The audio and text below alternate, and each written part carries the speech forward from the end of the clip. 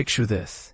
In a twist that still baffles comic book enthusiasts, the fierce competitors Marvel and DC Comics dared to unite for their inaugural joint venture back in 1975, a bold move that could have redefined the industry forever.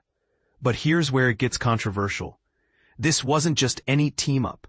It was a contentious adaptation of the iconic Wizard of Oz that sparked debates and left fans wondering if rivalry truly trumps creativity. Stick around, because the story behind this forgotten gem is packed with intrigue, and it's one most people overlook in the grand saga of superhero lore. Marvel and DC stand as the titans of the comic world, even today, dominating with their legendary rosters. Marvel, kicking off its success in the 1960s, boasts unforgettable heroes like the Fantastic Four, X-Men, Spider-Man, Avengers, and even the quirky, awesome Slapstick. On the flip side, DC has been a powerhouse since the 1930s, curating classics such as Superman, Batman, Wonder Woman, The Flash, Green Lantern, and the delightfully bizarre Ambush Bug. The endless arguments about which company's characters reign supreme, think heated debates that rival the eternal Star Trek versus Star Wars showdowns, fuel passionate discussions among fans. Given how fiercely protective both publishers are of their intellectual properties, any crossover feels like a rare miracle. And yet, it did happen occasionally, offering glimpses into alternate realities where these worlds collide. Veteran comic aficionados might reminisce about the groundbreaking 1976 event, Superman vs. the Amazing Spider-Man, the Battle of the Century, where DC's Man of Steel clashed with Marvel's Web-Slinger in a no-holds-barred showdown. Intriguingly, this tale unfolds on a shared Earth, without the complexities of parallel universes. The conflict is balanced by a clever high-tech radiation device that slightly diminishes Superman's powers while boosting Spider-Man's, creating an even playing field.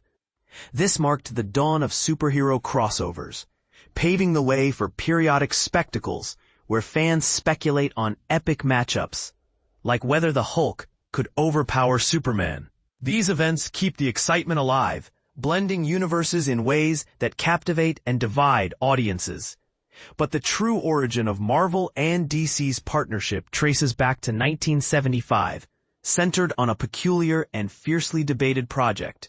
Both giants were vying for the rights to adapt MGM's timeless 1939 film, The Wizard of Oz.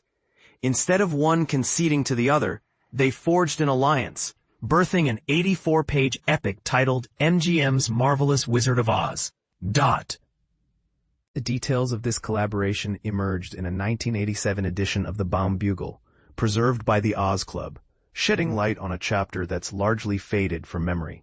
Indeed, MGM's The Marvelous Wizard of Oz has slipped into obscurity, known only to a handful of dedicated collectors. The narrative unfolds through a letter penned by Roy Thomas, who had recently stepped down as Marvel's editor-in-chief.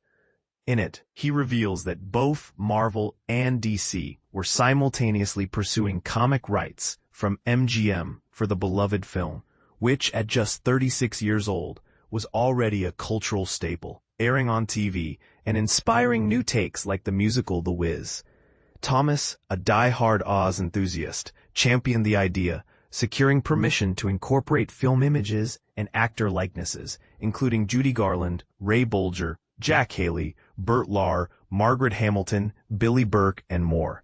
DC had ambitions beyond comics, eyeing a toy line alongside their adaptation. Yet Marvel clinched the deal, with Thomas collaborating with artist John Buscema to bring it to life. Initially, they sketched original pages with fresh designs for L. Frank Baum's enduring characters, but they pivoted to a faithful recreation of the movie. Without VHS tapes in those days, Buscema relied on MGM-provided production stills. Frustratingly, the studio withheld the script, so Thomas acquired an audio cassette of the soundtrack, transcribing dialogues and describing scenes to Buscema. He even improvised missing lines himself. Fortunately, Buscema's prior viewings of the film, a common experience for many, allowed him to recall and recreate visuals accurately. This process highlights the ingenuity required in pre-digital eras, where creators pieced together adaptations from limited resources, a testament to their dedication. And this is the part most people miss. How did DC enter the fray? According to Thomas's letter, DC retaliated by launching their own Wizard of Oz project. Since the original novel by L. Frank Baum was in the public domain, DC could legally use the title, though not the film's actor images. Marvel, holding the MGM rights, feared being overshadowed. In a surprising turn, Marvel reportedly panicked and brokered a deal with DC to prevent competing Oz books from flooding the market. The exact motivations remain shrouded in mystery, but the pact led to MGM's The Marvelous Wizard of Oz as a joint Marvel-DC publication. Curiously, DC contributed nothing creatively. It was purely Thomas and Buscema's vision, with Marvel's team handling inking and additional writing.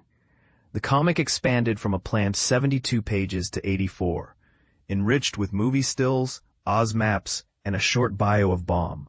Yet, the project flopped spectacularly. Lacking any promotional buzz, its oversized, thick format deterred casual comic readers.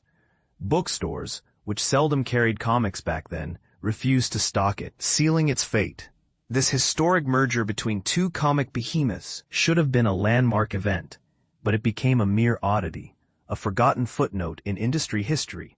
Today, only avid collectors with spare cash can snag a copy on the secondary market. Now here's where opinions diverge. Was this collaboration a missed opportunity that could have bridged the Marvel-DC divide? Or a doomed endeavor doomed by corporate egos and poor execution? Some argue it set a precedent for future crossovers, while others see it as a cautionary tale of what happens when rivals force a partnership out of fear rather than synergy. What do you think? Should Marvel and DC revisit such joint projects today? Perhaps with modern twists on classic stories? Or was the Wizard of Oz collab a relic of an era better left in the past? Share your thoughts in the comments. I'd love to hear if you agree, disagree, or have your own theories on why this comic vanished without a trace.